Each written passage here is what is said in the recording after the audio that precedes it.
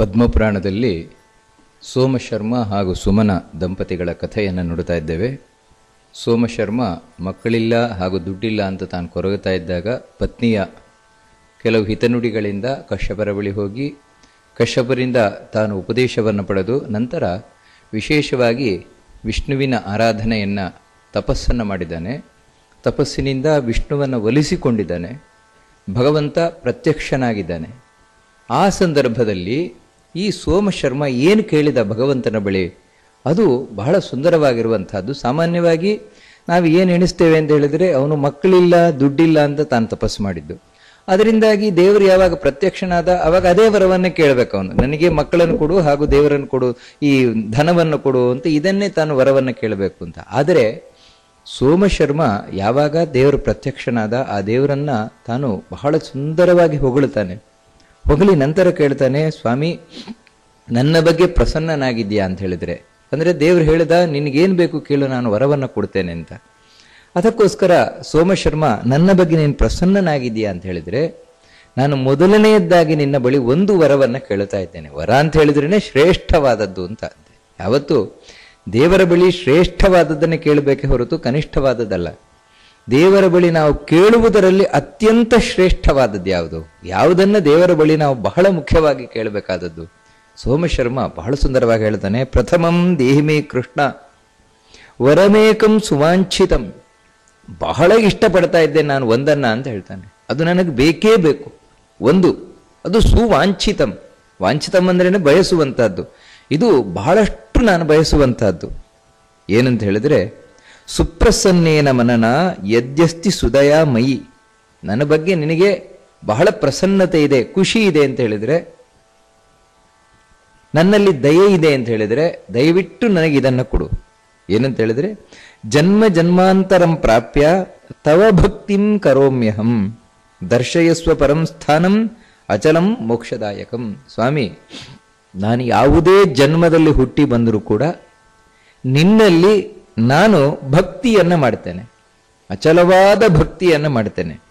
ಆ ರೀತಿ ಭಕ್ತಿಯನ್ನು ಮಾಡುವ ಶಕ್ತಿಯನ್ನು ಕೊಡು. ಇದು ಬಹಳ ಮುಖ್ಯವಾಗಿ ಕೇಳುವಂತಹದ್ದು. ಅಂದರೆ ನೋಡಿ, ಉಳಿದ ಎಲ್ಲವೂ ಕೂಡ ನಮಗೆ ದೊರೆಯುವಂತಹದ್ದು ಭಕ್ತಿಯಿಂದ.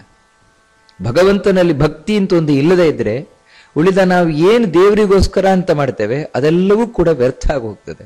ಯಾವ ರೀತಿ ಬೀಜವೇ ಇಲ್ಲದ ವ್ಯವಸಾಯದ ಹಾಗೆ ಎಲ್ಲವೂ ವ್ಯರ್ಥ ಆಗಿ ಹೋಗ್ತದೆ. ಆ ಭಕ್ತಿಯೇ ಪ್ರತಿಯೊಂದು ಕಡೆಯೂ ನಮಗೆ ಫಲವನ್ನು ಕೊಡುವುದು. ಎಷ್ಟು ಕೃಷಿಯನ್ನು ಮಾಡಿದರೂ ಕೂಡ ಕಡೆಗೆ ಒಬ್ಬ ರೈತನಿಗೆ ಬೆಳೆ ಬರಬೇಕು ಅಂತ ಹೇಳಿದ್ರೆ ಬೀಜ, ಆ ಬೀಜ ಬಿತ್ತಿದ್ರೆ ಮಾತ್ರ ಆ ಬೀಜದ ಸ್ಥಾನದಲ್ಲಿರುವುದೇ ಭಕ್ತಿ. ಅಂತಹ ಭಕ್ತಿಯನ್ನು ನನಗೆ ಕೊಡು. ಯಾಕಂದ್ರೆ ಆ ಭಕ್ತಿಯನ್ನು ನಾನು ಮಾಡಬೇಕು ಅಂತ ಇಚ್ಛೆ ಪಡ್ತೇನೆ. ಮತ್ತು ಇನ್ನೊಂದೇನೆಂದರೆ, ಆ ಭಕ್ತಿ ಎನ್ನುವಂತಹದ್ದು ಭಗವಂತ ಕೊಟ್ಟರೆ ಮಾತ್ರ ಸಿಗುತ್ತದೆ, ಇನ್ಯಾವುದರಿಂದ ಸುಲಭಲ್ಲ. ಭಾಗವತ ಬಹಳ ಸ್ಪಷ್ಟವಾಗಿ ಹೇಳ್ತದೆ, ನಾವು ಇಡೀ ದಿನದಲ್ಲಿ ಇಡೀ ಜನ್ಮದಲ್ಲಿ ಏನೇನು ಪುಣ್ಯ ಕರ್ಮ ಅಂತ ಮಾಡ್ತೇವೆ, ಎಲ್ಲ ಪುಣ್ಯಗಳನ್ನು ಯಾತಕ್ಕೋಸ್ಕರ ಮಾಡಬೇಕು, ಎಲ್ಲ ಪುಣ್ಯ ಕರ್ಮವನ್ನು ಯಾಕೋಸ್ಕರ ಮಾಡಬೇಕು ಅಂತ ಹೇಳಿದರೆ ಬಹಳ ಸುಂದರವಾಗಿ ಭಾಗವತ ಹೇಳ್ತದೆ, ವಿಶ್ವಕ್ಸೇನ ಕಥಾಶ್ರಯಾಂ ನೋತ್ಪಾದಯೇ ಯದಿರತಿಂ ಶ್ರಮಯೇವ ಹಿ ಕೇವಲಂ ಅಂತ. ಭಗವಂತನಲ್ಲಿ ಆಸಕ್ತಿಯನ್ನ ಭಕ್ತಿಯನ್ನ ದೇವರ ಬಗ್ಗೆ ಕೇಳಬೇಕು. ನಾನು ಆ ದೇವರಲ್ಲಿ ಭಕ್ತಿ ಮಾಡಬೇಕು, ಅವನನ್ನು ಪ್ರೀತಿ ಮಾಡಬೇಕು, ಅವನನ್ನು ಆರಾಧನೆ ಮಾಡಬೇಕು, ಅವನಿಗೋಸ್ಕರ ಜೀವನವನ್ನು ಮುಡುಪಾಗಿಡಬೇಕು. ಇಂತಹ ಒಂದು ಭಾವನೆ ನಮ್ಮೊಳಗೆ ಮೂಡಲಿಲ್ಲ ಅಂತ ಹೇಳಿದ್ರೆ ಎಲ್ಲ ಪುಣ್ಯಕರ್ಮಗಳು ಕೂಡ ವ್ಯರ್ಥ ಆಗೋಗ್ತದಂತೆ. ಆದರೆ ಅದು ಫಲಹೀನ ಆಗೋಗ್ತದೆ, ಅಥವಾ ಕೇವಲ ಅಲ್ಪ ಫಲ, ಅದರಲ್ಲೇನು ಹೆಚ್ಚಿಲ್ವೇ ಇಲ್ಲ, ಸ್ವಲ್ಪ ಫಲವನ್ನು ಕೊಟ್ಟು ಹೋಗಿಬಿಡ್ತಾವಂತೆ. ನಿಜವಾದ ಫಲ ಅಂದರೆ ಭಕ್ತಿ. ಅಂತಹ ಭಕ್ತಿಯನ್ನು ಕೊಡು. ಯಾಕಂದರೆ ಭಕ್ತಿಯೇ ಮನುಷ್ಯನಿಗೆ ಸಕಲ ಕಷ್ಟಗಳಿಂದಲೂ ಮುಕ್ತಿಯನ್ನು ಕೊಡುವುದು, ಇನ್ಯಾವುದರಿಂದಲೂ ಅಲ್ಲ. ಭಕ್ತಿ ಇತ್ತು ಅಂದರೆ ಮನುಷ್ಯ ಅಲ್ಲ, ಪ್ರಾಣಿಗೂ ಕೂಡ ಭಗವಂತ ಅನುಗ್ರಹವನ್ನು ಮಾಡ್ತಾನೆ. ಭಕ್ತ್ಯಾ ತುತೋಷ ಭಗವನ್ ನನು ಯೂಥಪಾಯ. ಪ್ರಹ್ಲಾದ ಇದನ್ನು ಹೇಳುವುದು. ಒಂದು ಆನೆ ಏನು ಮಾಡಿತ್ತದು, ಅದು ನಿನ್ನನ್ನು ಏನು ಸ್ತೋತ್ರ ಮಾಡಿತ್ತದು, ನಿನ್ನ ಪೂಜೆ ಹೇಗೆ ಮಾಡಿತ್ತದು? ಪೂಜೆ ಮಾಡ್ಲಿಕ್ಕೆ ಕೈ ಇಲ್ಲ, ಸ್ತೋತ್ರ ಮಾಡ್ಲಿಕ್ಕೆ ಬಾಯಿ ಇಲ್ಲ ಅದಕ್ಕೆ. ಆದರೂ ಆ ಆನೆಗೆ ನೀನು ಒಲ್ದಿಯ ಗಜೇಂದ್ರಕ್ಕೆ. ಕಾರಣ ಏನಂತ ಹೇಳಿದ್ರೆ, ಅದಕ್ಕೆ ಬಾಯಲ್ಲಿ ಸ್ತೋತ್ರ ಮಾಡ್ಲಿಕ್ಕೆ ಬರದೇ ಇರ್ಬೋದು, ಅಥವಾ ಕೈಯಿಂದ ಪೂಜೆ ಮಾಡ್ಲಿಕ್ಕೆ ಬರದೇ ಇರ್ಬೋದು, ಆದರೆ ಮನಸ್ಸಿನಿಂದ ಭಕ್ತಿ ಮಾಡ್ಲಿಕ್ಕೆ ಬರ್ತದಲ್ವ. ಆ ಮನಸ್ಸಿನಿಂದ ನಿನ್ನನ್ನು ಕೂಗಿತದು, ಮನಸ್ಸಿನಿಂದ ಕೂಗಿತು. ಆ ಮನಸ್ಸಿನಿಂದ ಕೂಗಿದ ಕೂಗು ದೇವರು ಹೋಗಿ ಮುಟ್ಟಿತು. ಅಂದರೆ ನೋಡಿ, ಬಹಳ ಮುಖ್ಯವಾಗಿ ನಾವು ತಿಳ್ಕೊಳ್ಬೇಕಾದದ್ದು ಏನು ಅಂತ ಹೇಳಿದ್ರೆ, ದೇವರನ್ನು ಹೋಗಿ ಮುಟ್ಟುವುದು ಯಾವುದು ಅಂತ ಹೇಳಿದ್ರೆ ನಮ್ಮ ಮನಸ್ಸಿನ ಭಾವನೆ. ಭಕ್ತಿ ಅನ್ನುವಂಥದ್ದು ಮನಸ್ಸಿನ ಭಾವನೆ. ಅದು ಆ ಮನಸ್ಸಿನ ಭಾವನೆಯಿಂದ ಕೂಡಿಕೊಂಡು ಹೊರಗಿನಿಂದ ಏನು ಹೇಳ್ತೇವೆ ಬಾಯಿಯಿಂದ, ಅದು ಭಕ್ತಿಯಿಂದ ಮಾಡಿದ ಸ್ತೋತ್ರವಾಗ್ತದೆ. ಆ ಮನಸ್ಸಿನ ಭಗವಂತನಲ್ಲಿ ನಾವಿರುವಂತಹ ಅಚಲವಾದ ಪ್ರೀತಿ, ಆ ಭಗವಂತನ ಮಹಾತ್ಮೆಯನ್ನು, ಆ ದೇವ್ರು ಎಷ್ಟು ದೊಡ್ಡವನಿದ್ದಾನಪ್ಪ ಅಂತ ಅವನಲ್ಲಿ ನಾವು ಏನು ಪ್ರೀತಿಯನ್ನು ಮಾಡ್ತೇವೆ, ಆ ಪ್ರೀತಿಪೂರ್ವಕವಾದ ಮಾತೇ ಸ್ತೋತ್ರ. ಆ ಪ್ರೀತಿಪೂರ್ವಕವಾದಂತಹ ಕೈಯ ಪ್ರತಿಯೊಂದು ಕರ್ಮವೇ ಪೂಜೆ. ಅದೊಂದು ಇಲ್ಲದೆ ಇದ್ರೆ, ಆ ಮನಸ್ಸಿನ ಒಂದು ಭಾವನೆ, ಭಕ್ತಿಯ ಭಾವನೆ ಒಂದು ಇಲ್ಲದೆ ಇದ್ರೆ ಅದು ಬೂಟಾಟಿಕೆ ಆಗ್ತದೆ. ಹೊರಗಿನ ಸ್ತೋತ್ರವು ಡಂಭಾಚಾರ ಆಗ್ತದೆ, ಹೊರಗಿನ ಪೂಜೆಯು ಡಂಭಾಚಾರ ಆಗ್ತದೆ. ಅದರಿಂದಾಗಿಯೇ ಪುರಂದರದಾಸರು ಹೇಳುವಂಥದ್ದು, ನಿನ್ನ ಭಕ್ತಿ ಕಂಡರೆ ಬಾರದೋ ಕಲಿತರೆ ಬಾರದು ಅಂತ. ಭಕ್ತಿ ಎನ್ನುವಂಥದ್ದು ಇನ್ನೊಬ್ಬರನ್ನು ನೋಡಿ ನಾನು ಮಾಡ್ತೇನೆ ಅಂತ ಹೇಳಿ ಬರೋಲ್ಲ. ಯಾಕಂದ್ರೆ ಇನ್ನೊಬ್ಬನ ಮನಸ್ಸಿನ ಭಾವನೆ ಏನು ಅಂತ ನಮಗೆ ಅರ್ಥ ಆಗೋಲ್ಲ, ಅದು ದೇವರಿಗೆ ಮಾತ್ರ ಅರ್ಥ ಆಗುವಂಥದ್ದು. ಅದಕ್ಕಾಗಿ ಹೇಳ್ತಾರೆ, ಆ ಭಕ್ತಿಯನ್ನು ಕೊಡು ನನಗೆ. ಯಾಕಂದ್ರೆ ಆ ಭಕ್ತಿಯಿಂದಾಗಿಯೇ ಸಕಲ ಕಷ್ಟಗಳಿಂದಲೂ ಪಾರಾಗಿ ಅದೇ ಸಂಸಾರ ಮುಕ್ತಿ. ಅಂದರೆ ನಿನ್ನ ಮನೆಯನ್ನು ನಾನು ಸೇರ್ತೇನೆ, ನಿನ್ನೊಟ್ಟಿಗೆ ಇರ್ಲಿಕ್ಕಾಗ್ತದೆ, ಆನಂದವಾಗಿರ್ಲಿಕ್ಕಾಗ್ತದೆ. ಅದು ನನಗೆ ಮುಖ್ಯವಾಗಿ ಕೊಡು. ಅಲ್ಲ, ಸೋಮಶರ್ಮನಲ್ಲಿ ಬದಲಾವಣೆ ಹೇಗಾಯಿತು? ಅವನು ಮಕ್ಕಳು ಬೇಕು, ದುಡ್ಡು ಬೇಕು ಅಂತ ತಾನು ತಪಸ್ಸು ಮಾಡ್ಲಿಕ್ಕೆ ಕೂತವನಿಗೆ ಇವಾಗ ಅದನ್ನೆಲ್ಲ ಬಿಟ್ಟು ಭಕ್ತಿ ಬೇಕು ಅಂತ ಹೇಗೆ ಕೇಳ್ತಾ ಇದ್ದಾನೆ? ಅಂದ್ರೆ ಇದೇ ನಿಜವಾಗಿ ಭಗವಂತನನ್ನ ಯಾರು ಕಾಣ್ತಾನೆ ಅವನು ದೇವರ ಹತ್ರ ಕೇಳುವುದಿದೆ ಮಾತ್ರ. ಯಾಕಂದ್ರೆ ಆ ಭಗವಂತನನ್ನ ಕಾಣುವವರೆಗೆ ಅವನು ಆ ಕಷ್ಟದ ದಾರಿಯನ್ನೇನು ಸಾಗುತ್ತಾ ಹೋಗ್ತಾನೆ. ಯಾಕಂದ್ರೆ ದೇವರನ್ನ ಕಾಣುವುದಷ್ಟು ಸುಲಭ ಅಲ್ಲ. ದೇವರು ಮೊದಲು ಪರೀಕ್ಷೆ ಮಾಡ್ತಾನೆ. ಯಾಕೆ ಪರೀಕ್ಷೆ ಮಾಡ್ತಾನೆ ಅಂತ ಹೇಳಿದ್ರೆ, ನಿನ್ನಲ್ಲಿ ಭಕ್ತಿ ಉಂಟೋ ಇಲ್ವೋ ಅಂತ ನೋಡ್ಲಿಕ್ಕೆ. ಆದರೆ ಭಕ್ತನಾದವ ಆ ಎಲ್ಲ ಕಷ್ಟವನ್ನು ಏನೇ ನಾವು ಹಿಂದೆ ಕೇಳಿದವು, ಏನೇನು ಈ ಸೋಮಶರ್ಮ ತಾನು ಕಷ್ಟವನ್ನ ಪಟ್ಟ, ಅವನ ತಪಸ್ಸಿನಲ್ಲಿ ಏನೇನು ವಿಘ್ನಗಳು ಬಂತು ಅಂತ, ಆ ಎಲ್ಲವನ್ನ ಪಾರಾಗಿ ಅವನು ಹೋದದ್ದು, ದೇವರನ್ನ ಕಂಡದ್ದು ಕೇವಲ ಭಕ್ತಿಯ ಒಂದು ಸಹಾಯದಿಂದ. ಭಕ್ತಿಯೇ ಶಕ್ತಿಯಾಗಿ ನಿಂತಿದವನಿಗೆ ಆ ಜೀವನದಲ್ಲಿ. ಅಂದ್ರೆ ಅವನ ತಪಸ್ಸಿನ ಉದ್ದಕ್ಕೂ ಬಂದ ಎಲ್ಲ ವಿಧವಾದ ಕಷ್ಟಗಳನ್ನು ಪಾರು ಮಾಡಿತು. ಜೀವನದಲ್ಲಿ ಮನಸ್ಸಿನಲ್ಲಿ ಸ್ಥೈರ್ಯವನ್ನು ತುಂಬಿದವನಿಗೆ. ಅದಕ್ಕಾಗಿಯೇ ದೇವರನ್ನು ಕಂಡ. ಅದರಿಂದ ಈಗ ಅವನಿಗೆ ಅನುಭವ ಬಂದಿದೆ, ಎಕ್ಸ್ಪೀರಿಯನ್ಸ್ ಆಗಿದೆ. ಓ, ಭಕ್ತಿಯ ಮುಂದೆ ಜಗತ್ತಿನಲ್ಲಿ ಯಾವ ಶಕ್ತಿಯೂ ಇಲ್ಲ ಅಂತ. ಇದೇ ಪ್ರಹ್ಲಾದ ಭಾಗವತದಲ್ಲಿ ಹೇಳುವಂಥದ್ದು. ಭಕ್ತಿಯ ಮುಂದೆ ಯಾವ ಶಕ್ತಿಯೂ ಇಲ್ಲ. ನನ್ನಪ್ಪ ಹಿರಣ್ಯಕಶಿಪುವಿಗೆ ಎಲ್ಲ ಇತ್ತು, ಜನಬಲ ಇತ್ತು, ಧನಬಲ ಇತ್ತು, ವರಬಲ ಇತ್ತು, ದೇಹಬಲ ಇತ್ತು, ಎಲ್ಲ ಬಲವೂ ಇತ್ತು. ಆದರೆ ನನ್ನಲ್ಲಿ ಆ ಯಾವ ಬಲವೂ ಇಲ್ಲ. ಇದ್ದದ್ದು ಕೇವಲ ಭಕ್ತಿಯ ಬಲ ಮಾತ್ರ. ಆದರೆ ಆ ಎಲ್ಲ ಬಲಗಳನ್ನು, ನಮ್ಮಪ್ಪನ ಎಲ್ಲ ಬಲವನ್ನು ಸೋಲಿಸಿದ ಭಕ್ತಿಯ ಬಲ. ಅದಕ್ಕೆ ಭಕ್ತಿಗಿರುವಷ್ಟು ಶಕ್ತಿ ಇನ್ನೊಂದಿಲ್ಲ, ಕೆಲವೇ ಇಲ್ಲ ಅಂತ. ಅದಕ್ಕೆ ಆ ಭಕ್ತಿಯನ್ನು ಕೇಳ್ತಾನೆ, ಅದು ನನಗೆ ಕೊಡು, ಅದಿದ್ರೆ ನಾನು ಎಲ್ಲವನ್ನ ಪಡೆಯಬಲ್ಲೆ ಅಂತ. ಇದನ್ನ ಕೇಳಿ ನಂತರ ಕೇಳ್ತಾನೆ, ಸ್ವಾಮಿ ನನಗೆ ಒಬ್ಬ ವಂಶೋದ್ಧಾರಕನಾದಂತಹ ಸುಪುತ್ರ ಬೇಕು. ಅವನು ಹೇಗಿರಬೇಕು ಅಂತ ಹೇಳಿದ್ರೆ, ನನಗೆ ಒಬ್ಬ ಮಗ ಬೇಕು ಅಂತ ಹೇಳಿದುಕೊಂಡು ನಾನು ಹಾಗೆ ಕೇಳ್ತಾ ಇಲ್ಲ, ಬರೀ ಒಬ್ಬ ಯಾವುದೋ ಒಂದು ಮಗು ಬೇಕು ಅಂತಲ್ಲ, ದಿವ್ಯ ಲಕ್ಷಣ ಸಂಯುತಂ. ಏನು ಲಕ್ಷಣಗಳು ಅಂತ ಹೇಳಿದ ದಿವ್ಯ ಲಕ್ಷಣಗಳು ಅಂದ್ರೆ, ಒಬ್ಬ ವ್ಯಕ್ತಿ ಪುಣ್ಯ ಪುರುಷನಾಗಿದ್ದರೆ ಅವನ ದೇಹದಲ್ಲಿ ಆ ಪುಣ್ಯದ ಲಕ್ಷಣಗಳು ಕಾಣಿಸ್ತದೆ ಅಂತ ಹೇಳ್ತಾರೆ. ಸತ್ಪುರುಷ ಅಥವಾ ಪುಣ್ಯ ಪುರುಷನ ಲಕ್ಷಣಗಳು, ಅದರಲ್ಲಿಯೂ ಕೂಡ ಪರಿಪೂರ್ಣನಾಗಿದ್ದರೆ ಅವನು 32 ಲಕ್ಷಣ ಅಂತ ಹೇಳ್ತಾರೆ. 32 ಲಕ್ಷಣಗಳಿಂದ ಕೂಡಿರ್ತಾನವನು. ಅದರ ಲಕ್ಷಣಗಳು ಬೇರೆ ಬೇರೆ ರೀತಿಯಿಂದ ಹೇಳ್ಕೊಂಡು ಹೋಗ್ತಾರೆ. ಅವನ ಕಣ್ಣು ಹೀಗಿರ್ತದೆ, ಮೂಗು ಹೀಗಿರ್ತದೆ, ಬಾಯಿ ಹೀಗಿರ್ತದೆ, ಅಂದರೆ ಬಣ್ಣ ಕೆಲವೊಂದು, ಇವಾಗ ತುಟಿ ಕೆಂಪಾಗಿರ್ತದೆ, ಹೊಟ್ಟೆ ಸಪುರವಾಗಿರ್ತದೆ, ಮತ್ತೆ ಅವನ ಉದ್ದ ಅಗಲ ಇದೆಲ್ಲ ಹೇಳ್ಕೊಂಡು ಹೋಗ್ತಾರೆ ಲಕ್ಷಣಗಳು. ಕೆಲವೊಂದು ಉದ್ದ ಇರ್ತದೆ, ಕೆಲವೊಂದು ಸಣ್ಣದಾಗಿರ್ತದೆ, ಇದೆಲ್ಲ ಹೇಳ್ಕೊಂಡು ಹೋಗ್ತಾರೆ.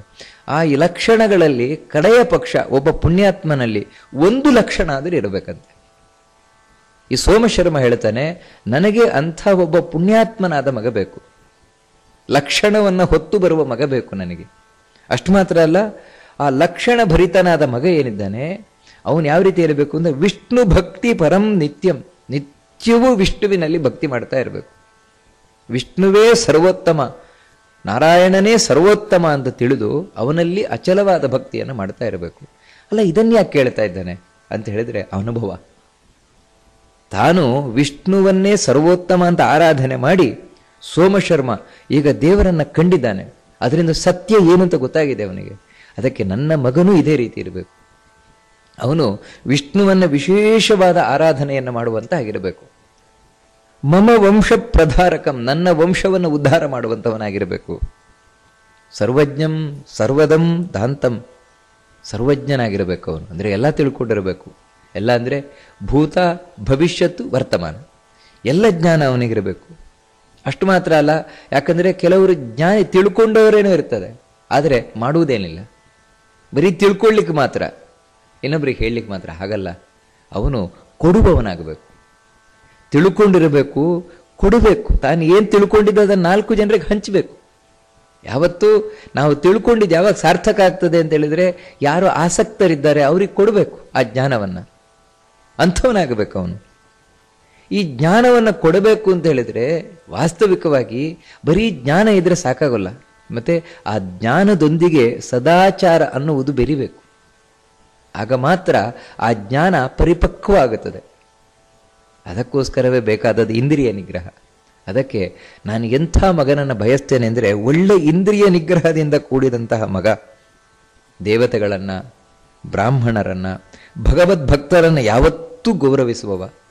ಹಾಗಿದ್ರೆ ತಂದೆ ತಾಯಿ, ಅಯ್ಯೋ ತಂದೆ ತಾಯಿಯರನ್ನಂತೂ ಅವನು ಗೌರವಿಸಲೇಬೇಕು, ಅವರನ್ನು ನೋಡಿಕೊಳ್ಳಬೇಕು. ಮತ್ತೆ ದೇವಮಿತ್ರಂ, ದೇವತೆಗಳಿಗೆ ಮಿತ್ರನಾದವ. ದೇವತೆಗಳು ಇವನ ಮಿತ್ರತ್ವವನ್ನು ಬಯಸಬೇಕು. ಅಂದರೆ ಯಾರು ಒಳ್ಳೆಯವರಿದ್ದಾರೆ ಅವರೊಟ್ಟಿಗೆ ಮಿತ್ರರಾಗ್ಲಿಕ್ಕೆ ದೇವತೆಗಳು ಕಾಯ್ತಾ ಇರ್ತಾರಂತೆ. ಅಂತಹ ಅಂದರೆ ದೇವತೆಗಳು ಮೆಚ್ಚುವ ಮಗ ಬೇಕು ನನಗೆ. ಅಂಥ ಒಬ್ಬ ಮಗನನ್ನ ಬೇಕು. ಒಳ್ಳೆ ಯಾವತ್ತೂ ಪುಣ್ಯಕರ್ಮಗಳನ್ನು ಮಾಡ್ತಾ ಇರುವವ, ದಾನ ಧರ್ಮಗಳನ್ನು ವಿಶೇಷವಾಗಿ ಮಾಡ್ತಾ ಇರುವವ, ಅಂಥ ಮಗನನ್ನು ನಾನು ಬಯಸ್ತಾ ಇದ್ದೇನೆ ಸ್ವಾಮಿ ಅಂತ ಕೇಳ್ತಾನೆ. ಇದನ್ನು ಈ ರೀತಿ ವರವನ್ನು ಕೇಳಿದ ಕೂಡಲೇ ಭಗವಂತ ನಾರಾಯಣ ನಗತ ಹೇಳ್ತಾನಂತೆ, ಏವಮಸ್ತು ದ್ವಿಜಶ್ರೇಷ್ಠ ಭವಿಷ್ಯತಿನ ಸಂಶಯ.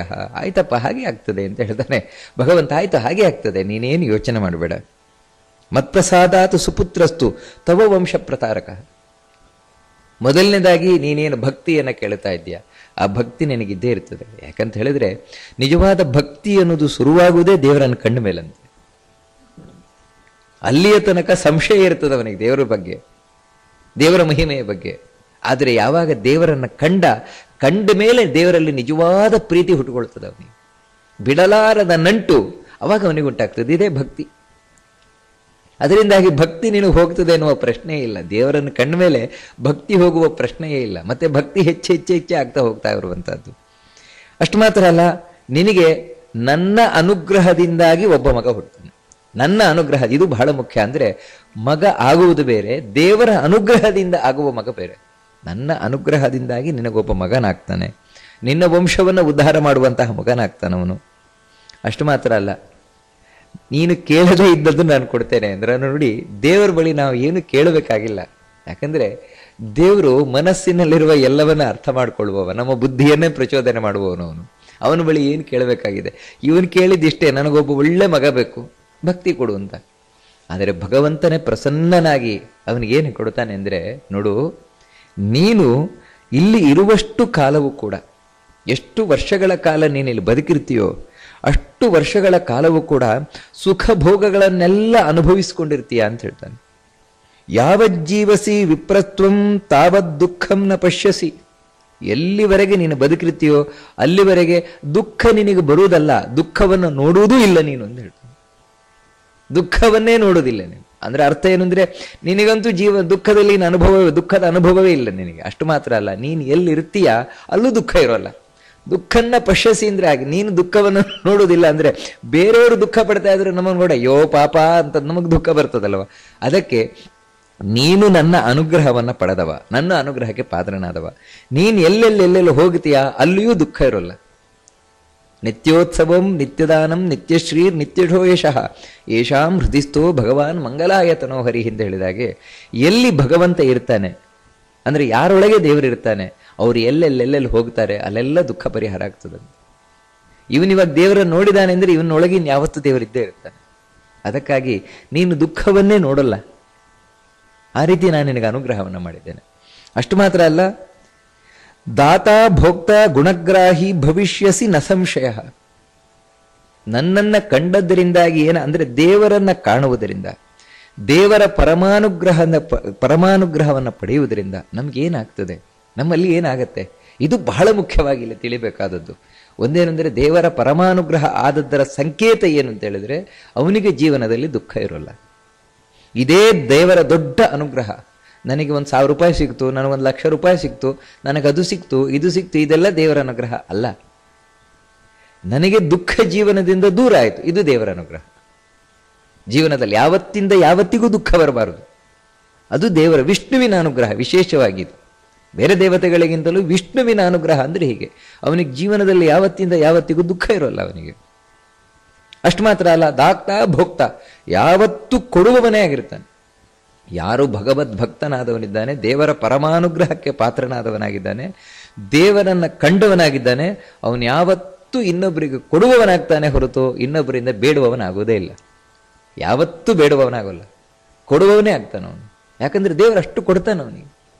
ಇವಾಗ ರಾಘವೇಂದ್ರ ಸ್ವಾಮಿಗಳು ದೇವರ ಪರಮಾನುಗ್ರಹವನ್ನು ಪಡೆದವರು, ರಾಮಚಂದ್ರನದ್ದು. ಅದಕ್ಕೋಸ್ಕರವೇ ಕೊಡುವುದರಲ್ಲಿ ಮೇಲೆ ಎತ್ತಿಗೆಯೋ, ಯಾರ ಥರ ಆದರೂ ತಗೊಳ್ಳುವುದುಂಟು ಅವರು. ಕಾರಣ ಏನು ಅಂತ ಹೇಳಿದ್ರೆ ಅಪರೋಕ್ಷೀಕೃತ ಶ್ರೀಶಃ ಅಂತ ಹೇಳಿದಾಗೆ ಭಗವಂತನನ್ನ ಕಂಡವರು ಅವರು. ಆ ಭಗವಂತನ ಕಂಡವರ ಲಕ್ಷಣವೇ ಹಾಗೆ, ಯಾವತ್ತೂ ಕೊಡ್ತಾ ಇರ್ತಾರೆ. ಅಷ್ಟು ಮಾತ್ರ ಅಲ್ಲ, ಭೋಕ್ತ, ಬೇಕಾದದ್ದನ್ನು ನೀನು ಪಡಿತೀಯ ಅಂತ. ನೀನು ಏನು ಜೀವನದಲ್ಲಿ ಬಯಸ್ತೀಯ ಅದೆಲ್ಲವೂ ನಿನಗೆ ಸಿಗ್ತದೆ, ಇಲ್ಲ ಅಂತ ಆಗುವುದೇ ಇಲ್ಲ. ನನ್ನ ಅನುಗ್ರಹವೇ ಹಾಗೆ.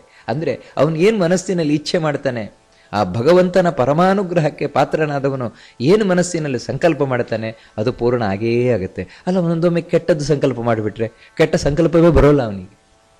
ಯಾವತ್ತೂ ಕೆಟ್ಟ ಸಂಕಲ್ಪವೇ ಬರೋಲ್ಲ, ಕೆಟ್ಟ ಆಲೋಚನೆ ಬರೋಲ್ಲ. ಅದಕ್ಕೆ ಹೇಳ್ತಾನೆ ಗುಣಗ್ರಾಹಿ. ಬಹಳ ಸುಂದರವಾಗಿ, ಇದು ಬಹಳ ಮುಖ್ಯವಾದ ಮಾತು.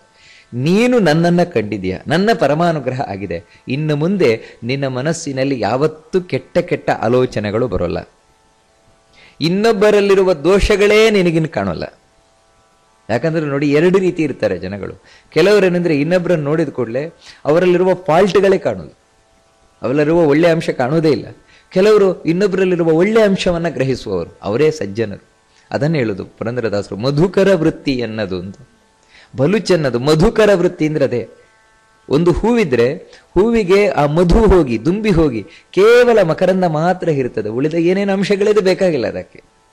ಅದರಲ್ಲಿರುವ ಒಳ್ಳೆ ಅಂಶ ಮಾತ್ರ ಬೇಕು. ಹಾಗೆ ಪ್ರತಿಯೊಂದು ಕಡೆಯೂ ಒಳ್ಳೆ ಅಂಶವನ್ನ ಮಾತ್ರ ಗ್ರಹಿಸುವಂತದ್ದೇನಿದೆ ಅದು ದೈವಾನುಗ್ರಹದಿಂದ ಬರುವುದು ಹೊರತು ಈ ನೆಗೆಟಿವ್ ಥಿಂಕಿಂಗ್ಸ್ಗಳು ಏನು ನಮ್ಮ ಜೀವನದಲ್ಲಿ ಹೆಚ್ಚೆಚ್ಚೆಚ್ಚೆದ್ದು ಬರ್ತಾ ಇದೆ, ಇದು ದೇವರ ಶಾಪ. ನಮಗೆ ಇವತ್ತು ದೇವರ ಶಾಪ ಏನು ವರ ಏನು ಗೊತ್ತಿಲ್ಲ. ಜೀವನದಲ್ಲಿ ನಮಗೆ ಪಾಸಿಟಿವ್ ಥಿಂಕಿಂಗ್ಸೇ ಬರ್ತಾ ಇದೆ ಅಂತ ಹೇಳಿದ್ರೆ ಅದನ್ನೇ ದೈವಾನುಗ್ರಹ ಅಂತ ತಿಳಿಬೇಕು. ಯಾಕಂದ್ರೆ ಜೀವನದಲ್ಲಿ ನೆಮ್ಮದಿ ಬರುವುದೇ ಪಾಸಿಟಿವ್ ಥಿಂಕಿಂಗ್ಸ್ ಇಂದ. ಇಲ್ಲ ನೆಗೆಟಿವೇ ಬರ್ತಾ ಇದೆ, ಎಲ್ಲವೂ ಕೂಡ ನನಗೆ ಋಣಾತ್ಮಕವಾಗಿ, ಹೀಗೆ ನನಗೆ ಯಾಕೆ, ನನಗೇ ಯಾಕೆ ಹೀಗಾಗ್ತಾ ಇದೆ, ನನಗೇ ಯಾಕೆ ಕಷ್ಟ ಬರ್ತಾ ಇದೆ, ಅವ್ರು ನನಗೆ ಹೀಗೆ ಮಾಡ್ಬಿಡ್ತಾರೇನು, ಎಲ್ಲ ನೆಗೆಟಿವ್. ಇದು ದೇವರ ಅನುಗ್ರಹ ಇಲ್ಲದೆ ಇದ್ದಾಗ ಆಗುವಂಥದ್ದು. ಇನ್ನು ಮುಂದೆ ನಿನಗೆ ಯಾವತ್ತೂ ಆ ರೀತಿ ಆಗೋಲ್ಲ. ಯಾವತ್ತೂ ನಿನ್ನ ಮನಸ್ಸಿನಲ್ಲಿ ಗುಣಚಿಂತನೆಯೇ ಬರ್ತದೆ ಹೊರತು ದೋಷ ಚಿಂತನೆ ಅದರ ಬಗ್ಗೆ ತಲೆ ಕೆಡಿಸ್ಕೊಳ್ಳೋದು ಇಲ್ಲವೇ ಇಲ್ಲ ಅಂತ ಹೇಳ್ತಾರೆ. ಅಷ್ಟು ಮಾತ್ರ ಅಲ್ಲ, ಸುತೀರ್ಥೇ ಮರಣಂ ಚಾಪಿ ಯಾಸ್ಯಸಿತ್ವಂ ಪರಾಂಗತಿ. ಬದುಕುವಷ್ಟು ಕಾಲವೂ ಕೂಡ ಸುಖವಾಗಿ ಬದುಕ್ತೀಯ, ಯಾವುದೇ ಕಷ್ಟ ಇಲ್ಲದೆ ಬದುಕ್ತೀಯ. ನಿನ್ನ ಮರಣವೂ ಕೂಡ ಒಳ್ಳೆ ಸುಖಕರವಾದ ಮರಣ ಆಗುತ್ತದೆ ಅಂತ ಹೇಳ್ತಾರೆ. ಬಯಸಿದಾಗ ಮರಣ. ಇಚ್ಛಾಮರಣಿ ಅಂದರೆ ದೇವರು ಭಕ್ತರೇ ಹಾಗೆ, ಯಾವಾಗ ಬೇಕು ಅಂತ ಬಯಸ್ತೀಯ ಆಗ ದೇಹವನ್ನು ಬಿಟ್ಟು ಹೋಗ್ತೀಯ. ಅದು ಎಂಥಲ್ಲಿ ನೀನು ಮರಣವನ್ನ, ಈ ದೇಹವನ್ನು ಬಿಟ್ಟು ಹೋಗ್ತೀಯ ಅಂದ್ರೆ ಅಲ್ಲಿಲ್ಲಲ್ಲ, ಒಳ್ಳೆ ತೀರ್ಥಕ್ಷೇತ್ರದಲ್ಲಿ. ಅದನ್ನು ನೋಡಿ, ಯಾವತ್ತೂ ಕೂಡ ಮರಣ ಅನ್ನುವಂಥದ್ದು ತೀರ್ಥಕ್ಷೇತ್ರದಲ್ಲಿ ಹೋಗ್ಬೇಕು.